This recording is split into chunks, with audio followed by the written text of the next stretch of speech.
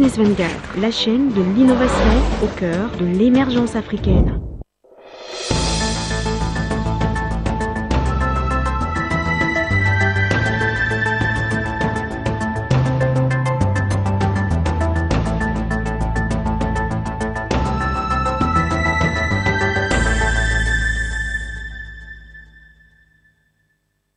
Un atelier d'information et d'échange sur le management de l'énergie selon la norme ISO 50001 version 2011 a été organisé ce mercredi à Abidjan.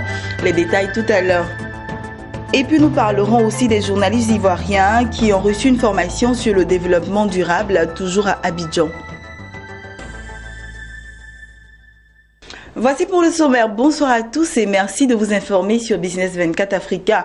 Ouvrons ce journal par cette information. Dans le cadre de ces activités, la Confédération Générale des Entreprises de Côte d'Ivoire a organisé ce mercredi une session d'information et d'échange sur la norme ISO 50001 version 2011, un code qui est donné au système de management d'énergie.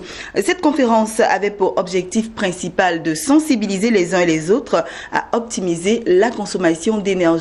Max Soubi et Marie-Série. ISO 50001 version 2011, voici la norme sur le management de l'énergie qui a réuni à la maison de l'entreprise les opérateurs économiques de Côte d'Ivoire et autres curieux venus la découvrir. ISO 50001 version 2011 part du principe que pour tous les organismes, quel que soit le secteur d'activité, l'énergie représente un poste de coût majeur. Il suffit d'évaluer l'énergie utilisée tout au long de la chaîne d'approvisionnement d'une entreprise pour en voir l'importance. ISO 50001 version 2011 a pour objectif principal de faire face à la rareté de l'énergie et à l'augmentation de son prix. ISO 50001, ça commence par ISO. ISO, c'est l'Organisation internationale de standardisation. Ça veut dire que tout simplement, c'est un standard qui est reconnu au niveau international pour l'ensemble des opérateurs économiques au niveau international. 50001, c'est juste un code donné par ISO. La version 2011, c'est la version qui correspond à l'année de l'apparition officielle de la norme. Et dans le répertoire ISO, chez ISO, ISO 50001, c'est un code qui est donné au système de management d'énergie. ISO 50001 version 2011 met également au contrôle de la norme le consommateur d'énergie. Autrement dit, réduire sa consommation énergétique dépend du consommateur, explique Adil Berada, expert praticien en audit et système de management de l'énergie. Ça commence par une simple action. C'est déjà les gestes éco-systèmes, les éco-gestes. Ça veut dire tout simplement les différentes consignes opérationnelles qui consistent à respecter des fiches consignes. Je ferme mon environnement de travail, j'éteins mon ordinateur, j'éteins mon climatiseur et j'éteins la lampe. Alors si je ne le fais pas, toute la nuit pendant 8 heures ou 9 heures, chaque jour, si vous faites le total sur une année, ça a un coût. Donc ça commence déjà par ça. Et par la suite, on peut aller vers des solutions un peu plus importantes, telles que les solutions technologiques, qui permettent de mettre en application les énergies renouvelables, etc. La norme ISO 50001, publiée le 15 juin 2011 par l'Organisation internationale de la normalisation, est le fruit d'une collaboration entre 61 pays. Selon l'Agence internationale de l'énergie, cette norme pourrait avoir un impact sur 60% de la demande d'énergie mondiale. Et parlons d'environnement à présent. Ce mercredi à Abidjan, une centaine de journalistes ivoiriens issus des organes de presse, radio, télévision, des agences d'information et des organes de régulation ont participé à un atelier sur les questions liées au développement durable. Une initiative de la Direction générale du développement durable, du ministère de l'Environnement et du développement durable. Cette rencontre devrait permettre de renforcer les capacités des médias sur le développement durable, les objectifs du développement durable et l'accord de Paris sur le climat en vue de mieux sensibiliser la population. Lawani Babatunde et Lignon Gilbert. Tout ce qui se conçoit bien s'énonce clairement et les mots pour le dire arrivent aisément.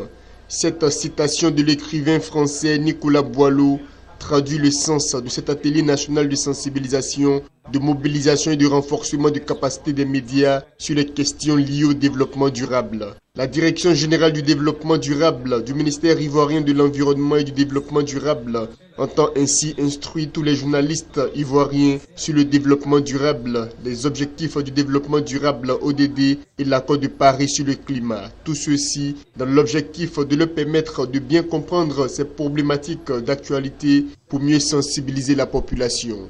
Nous allons voir avec le monde de des médias comment ensemble nous allons travailler pour faire avancer cette problématique du développement dans le contexte ivoirien. Il est important que nous travaillions avec le monde des médias parce que c'est ce monde-là qui constitue le véritable canal de diffusion de l'information. Nous comptons sur pouvoir relayer l'information et l'information juste afin que toute la population ait les outils nécessaires pour agir.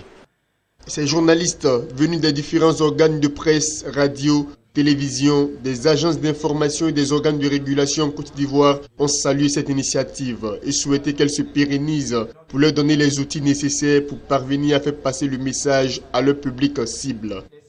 On a pu être instruit sur ce que c'est que l'économie verte, ce qui est très important. L'économie verte, c'est un ensemble, c'est un concept qui émerge et il est important que tout le monde sache ce que c'est que l'économie verte. Et vraiment, moi, j'ai été impressionné par la présentation qui a été faite à l'occasion de l'atelier. Sur nos antennes, nous avons une émission qu'on appelait Développement durable, qui était bien sûr animée par un journaliste.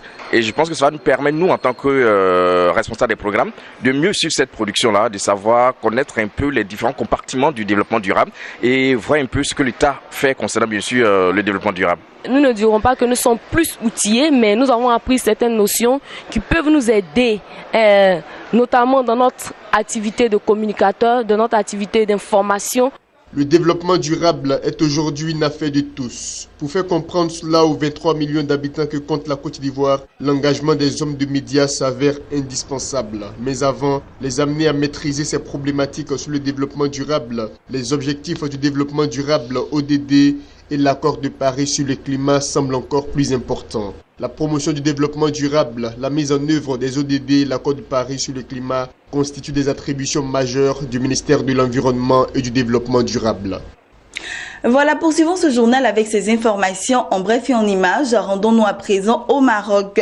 L'industrie automobile marocaine a pour objectif d'atteindre 100 milliards de dirhams d'exportation à l'horizon 2020.